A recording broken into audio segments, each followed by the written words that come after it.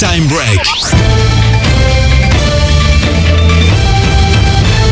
Mardi prochain, c'est l'ouverture du Festival de Cannes. Les grands noms du 7e art vont se retrouver, des films vont être projetés, mais les Français ont l'air assez désintéressés finalement par l'événement cette année. Axel, vous nous donnez donc vos solutions pour rendre le Festival de Cannes un peu plus kiffant. On va essayer quand même, parce que tous les amoureux du cinéma vont pouvoir se retrouver enfin tous, les plus de 10 bien sûr.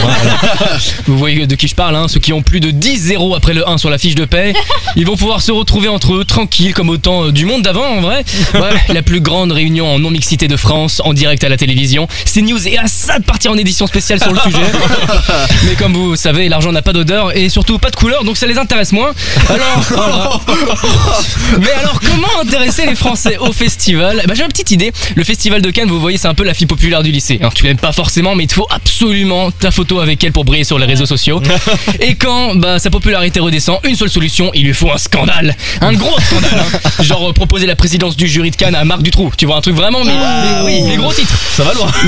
Mais je me suis dit, ça ferait un peu redite avec les années précédentes. Ouais. Voilà, qui comprendra qui pourra.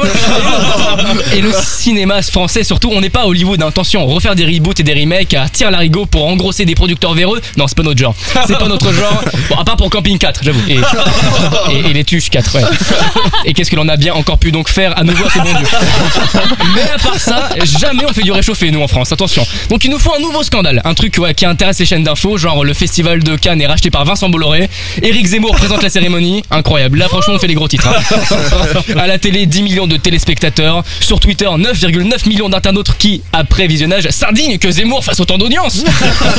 Mais même là, c'est pas assez. Non, pour relancer le festival, il faut autre chose. Un truc inédit. Un film qui claque. David Lynch au scénar, Gaspard Noé à la caméra. Une œuvre expérimentale sortie de nulle part. Tu sais, ce genre d'expérience, tu ressors de la salle, tout le monde a compris un truc différent. Les journaux titrent déjà l'OVNI qui va bouleverser l'ordre établi.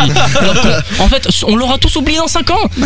Attends, mais ouais, c'est ça en fait, il nous faut La République en marche, le film. Évidemment. Il y a bien Jean Dujardin qui fait Sarko. Benoît Magimel peut bien sortir de cure de désintox 2 semaines pour le biopic de Macron. Bon, et quoi qu'il en soit, oubliez pas, les moins de 10 comme nous, on n'est pas conviés à la cérémonie. Donc remballez vos affaires, on n'ira pas sur le tapis rouge. Mardi, moi je serai comme chaque année en pyjama dans mon plaid pour regarder une nouvelle fois le chef-d'œuvre qui est Shrek. Parce que c'est ce que font les amoureux du cinéma. Et le film Shrek d'ailleurs, Axel, qui fête ses 20 ans dans 2 jours.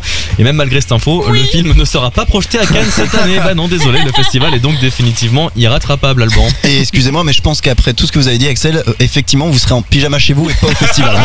Je suis pas sûr que vous soyez conviés. Time Break.